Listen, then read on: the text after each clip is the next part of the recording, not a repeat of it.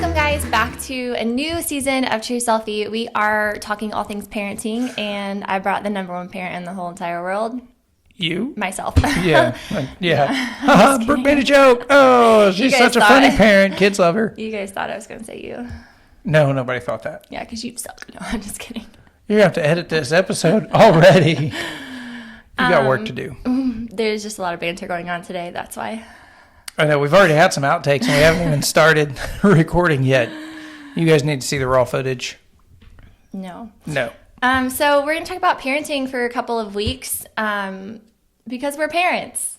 We are, and it isn't easy. Even today, started very early with good parenting struggles, stuff that I know Brooke won't let me talk about. Yeah, so small disclaimer is nothing that we say or things that we do or feel like we are shedding light into the way that we parent. We're saying like it's the right way.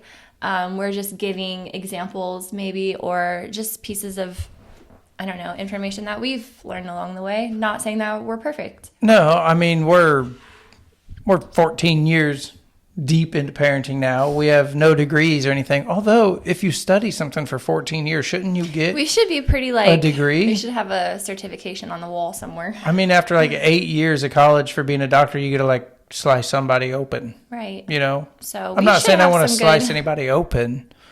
I'm just saying we should have some good insight. We do. So we hope you stay along for the ride, bumpy or not. We should just tell them about the potty training story this morning just to start with one of our insights.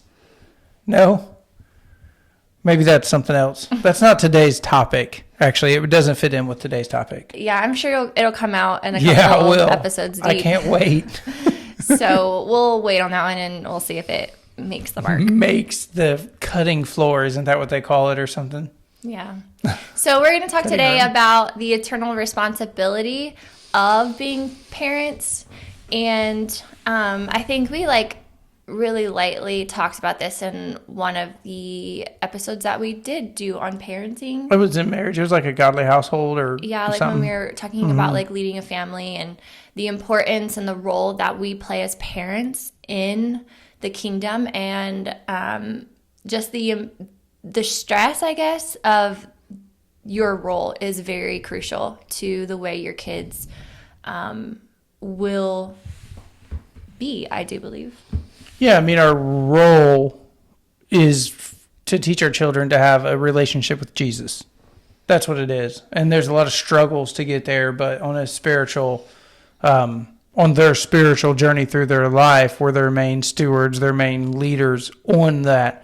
So we have to represent a relationship with Jesus, and we have to teach them a reliance on him and his teachings. I feel like I never got that food out of my teeth. Oh, they're good, babe. No, they're not. They're good. Right there. Yeah, it's totally good. No, it's not. It's good. Keep going. I don't believe you. We're not starting over.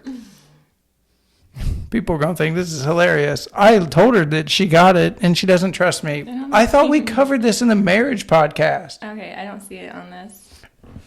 Who's right? Okay, Me? I'm going to have to edit that out. No, don't edit that out. Leave it in there. We're real people. We get food in our teeth. We make mistakes in our marriage. We make mistakes raising our children. We're real people.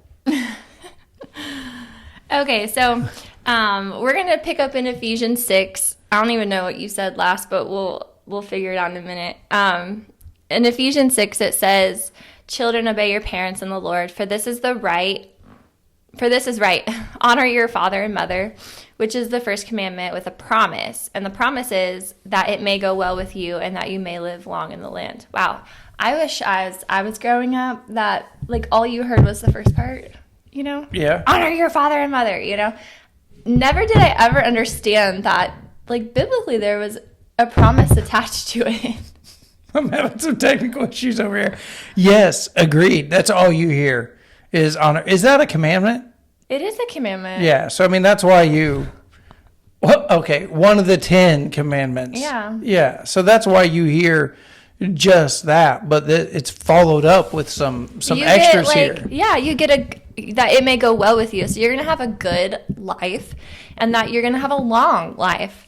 And then verse 4, it says, fathers, do not provoke your children to anger. And this is kind of the second part of this, is where we want to pull in the eternity and why that's so important as parents to recognize. But we have to bring them up in the discipline and instruction of the Lord. So we have to nurture that for our kids. It is our responsibility to know that their eternal life is way more important than the life that they have on earth. It is, but the first part of that is huge. Fathers, do not provoke your children to anger. That's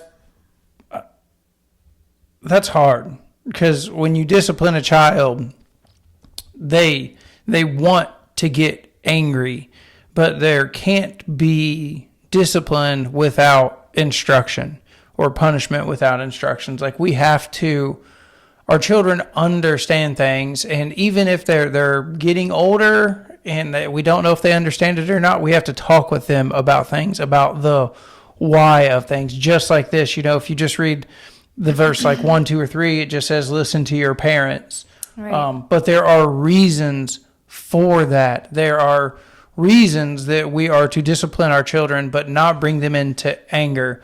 We can't, although we want to, just go through and like smash their toys and take everything away from them. Like, we have to have those talks with them. There has to be instruction on what happened in that situation. And then you have to bring it around to a spiritual context. Like, you have to bring Jesus into the conversation. Right. And we're going to talk about discipline and all the forms of that in a later episode. But I think what he was trying to say is... Oh, yes. Please help me figure out what I was trying to say. It's not just disciplining. Like, we have to nurture them in the instruction and the way of the Lord. Like, why do we go to church? Why do we not do this? Why do we not cuss? And there are things we have to relate it back to the word. It's like saying, honor your father and mother. Okay, but why? And there has to be that teaching moment, so they understand the just the scope of eternity in their lives, like the importance of it. Like, we're not here just to please ourselves. Like, there is a greater purpose for your life, and we have to teach that. And that is a responsibility that God put on us as parents. Yeah, I mean, like I said, they understand things that we don't think they understand. So we have to give them instructions in the way of the Lord. So we got to tell them why. I guess not necessarily the statement of like, would God want you to do that? Or right, because that's like a little bit threats. Of condemning. Yeah. Not that kind of stuff. But they need to be taught, and you need to give them biblical references for that, and go back to their actions. There's a lot of life lessons in the Bible, but we can't just search up the life lessons like obey your parents. Like, we have to tell them, you got to give them the why. Right. Obeying your parents in a scriptural reference, like if you learn to obey your earthly father, would you not also be learning to obey your heavenly Father at the same time? Like, it's like, don't obey me just because I'm your earthly father, but obey me, listen to me, because I'm trying to teach you to obey God, because it's hard to obey God and it doesn't always feel good. So it's a training. Right. And we've been reading this book called Show Them Jesus, and it kind of just talks about that same thing of like, so many times that we can teach them rules or laws or the 10 Commandments or don't do this, don't do that. But we have to always bring Jesus into the picture in every opportunity that we can, and every lesson that we teach for kids ministry. Where does Jesus line in that story? Where can we pull back to really remember what Jesus did, or maybe realizing who Jesus is? And that's the same way with parenting. When we're teaching or training them, that we have to show them Jesus in every aspect. Like, why do we not, say unkind things to our friends? Yeah. we show them Jesus as why we don't do that. And you do that through God's word, but you also do that through the stories of the Bible. And Jesus gave us a lot of parables to kind of pull in and teach. And that's exactly what Jesus did when he walked on earth, is he was just teaching and training. Yep. And we are supposed to be doing that in general, like in our lives, but also it's a bigger responsibility to do that for our children. Yeah, like I said earlier, we are their guides. We are their examples. And we have to do what we preach. We have to walk the line also in front of our children. If we tell our children not to scream and act out in public, then we cannot scream and act out in public. Like we are their physical, spiritual examples of somebody who follows God. Right. We are their Christian examples. And we have to look like a Christian example to our children, not just our church families. Like we can't just act like Christians at church or in public. We have to also act like Christians at home, or our children get a two-sided view of Christians. They think that it's okay to go out of your house and act Christian, but when you come back home, you don't have to. You can scream and yell and fight and all that stuff. So we're the spiritual example of that. I mean, Jesus was the same all the time, and we have to be the same all the time. Yeah. In Proverbs 22:6, it says, train up a child in the way he should go. Even when he is old, he will not depart from it. So that's an instruction for us to train them up. But then the promise for us is, listen, when they are grown, they're going to be living that life of fullness. And there's no greater reward for a parent than seeing your kids walk in the ways of the Lord. And so we get that promise when we decide to take the time and train them while we have them. Yeah, it's true. I've been through a lot of different trainings in my life, even like combat training in the military, like taking care of people and open wounds and all of that stuff. And whenever you go through any type of training, they don't expect you to memorize it all at that exact time. But if you pay attention and listen, when you need it, it will be brought back to you. And so when we teach our children things about church, it may not look like it's sinking in now, but when they're hurting a decade from now, right, God will bring it back to them in the moment that they need to hear something, whether they had a bad day at school and you tried to calm them down and tell them something, and it might not have helped in that moment, but it could help a long time from now. Right. And that's the promise that we get from God is, it's always his timing and his will and his way. We're just here doing our due diligence and making sure that we're doing our part. If we don't train them up, we don't get that promise. And so we have to really try, now to not be lazy, to not think that it's not important. I think about this story of, in 1 Samuel where Hannah is like praying for a child, and usually that story is really known for like baby dedications. But just the importance of, I just want to pull out the importance of bringing your kids to church. Like Hannah prayed so hard for that baby, and God granted her that baby. And in her response to him was, I'm going to give this baby back to you. And what did she do? She left the baby there at the temple, Make sure God tells you to do that if you do that. Yeah, don't just drop your baby off and say, God told me. But like her heart was so thankful. And I think God's not asking us to just, have a baby and take it to church and leave it at church for, right, 20 years until he's matured and walking in his calling. No, God's saying just bring him to church. We don't have the responsibility or the, maybe Hannah took it to the extreme. He's not asking us to take it to the extreme. What he's asking us to do is to train them up and to bring them to church, bring them to his house, because in his house, that's where things can change and that's where their hearts can be stirred. And if we train them at home and then bring them to his house, they're going to walk in a lot of fullness, and we're going to see that promise fulfilled in their lives. But I just thought it was interesting. We always hear that story at dedication time, we're giving our kid back to you, but there is a responsibility attached to that. It's not just a one-time prayer. It is literally bringing them to the house of God every chance you can, and the importance of that. And what that does is training them up. We take them to school, and they're at school for 8 hours a day. Yep. Why can we not take them to church for 2? Yeah. And so that responsibility is on us, because it's their eternal life that is in the balance, and we have to be looked at like we're not, I don't know, like we're not just, and it's not a big deal, you know? Yeah, I watched a video the other day, a short on somebody, a pastor was talking about church hurt. People say that, they get hurt in church, so they don't want to end up like coming back to church. But there's no such thing as like school hurt. Like when you get hurt at school, you end up taking your kids back to school, or Right. sport hurt. They get their feelings hurt in sports, but you still take them back to that.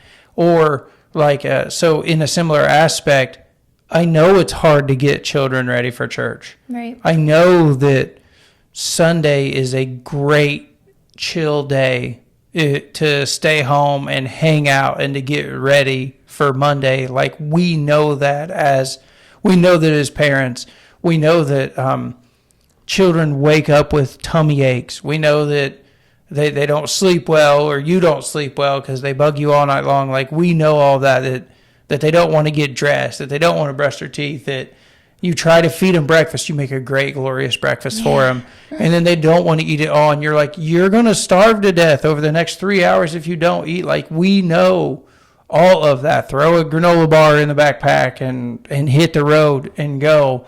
But it is your responsibility, because you'll send them to school, or you'll go to the bus stop, or you'll go to daycare or something, and you'll kick them out of your car when they're screaming, crying, and be like, he'll calm down, and then you pull away and go to work. Like that happens, but we have to get them to church. They're going to do that same thing at church, but it's our responsibility to battle through that. We can't look at church as optional and look at work and daycare and sports and school as voluntary or as required. Right. And so that starts with us. That starts with our heart. That starts with making sure that we know that there is a importance and responsibility that rests on us as parents. And are we stewarding that well? Are we doing the things that we're supposed to be doing? Are we opening our word and sharing, stories with our children? Are we bringing them to church? All of these things are going to add up. But listen, the promise that you get as parents is to see them walk in fullness, because the Bible tells us of that if they obey us, if we train them up, that they're going to live a very well and fulfilled life through Christ. And we have to hold on to those promises in the muck and the miry clay, when we're trying to get out of the house to take them to church, or when they're fighting with us and we feel like there's no strength. Like we have to rely on God in those moments, and he will, I promise you, he will get you through. You will make it to church. You may be 15 minutes late, but you're going to make it, and it's going to be good, and God's going to still move. Yeah, 15 minutes late is fine. I don't know. Maybe, I don't know if we talked about it not too long ago or what, but like at church, if you walk in 15 minutes late, sometimes people will look at you like, they're late, they're always late, or whatever. But if you go to like an AA meeting or an NA meeting or something like that, if you walk in 15 minutes late, the people in those meetings are like, oh, thank God he made it. Yeah. It doesn't matter that you're late. It's that you made it. That's what it's about. It's that dedication. It will get better. It will get easier. But you made it. And there's victory in walking in the door. So there was a mom the other day that was talking. They were out. They were all busy or something like that. I don't know.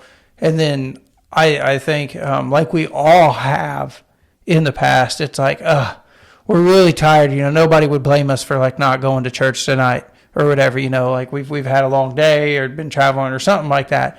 And but she said that the kids were like, oh no, we're going. Like we gotta go. That's where we gotta be. And she's doing the right thing. But Right. she's been bringing them. Right. And those kids want to come back. And that's the fruit of her labor of bringing them there. And that's God's promise manifesting in their lives. Yep. So we just have to be obedient to the call of being a parent. We have to be obedient even when when we're tired, when they're grumpy, when we're grumpy. God's just looking for an obedient heart, and that's where it boils down to. And so eternity, my friends, is a for real thing. It's not something that's far off. It's coming soon. And we encourage you to just keep trying, keep going, don't give up. It'll happen. It might not pay off until your kids are in their middle 30s, like Right. it did with me. You know, you don't know. Don't expect to see it when they're 16, 17, 22, 28. I mean, Right. you know, you don't know. It's God's promise and it's on God's timeline. Right. But that doesn't mean you don't stop. Yep, that's Yeah. right. So we hope you're encouraged with this topic for today. Join us next week, and we will just continue to dive into all things parenting. See you next time.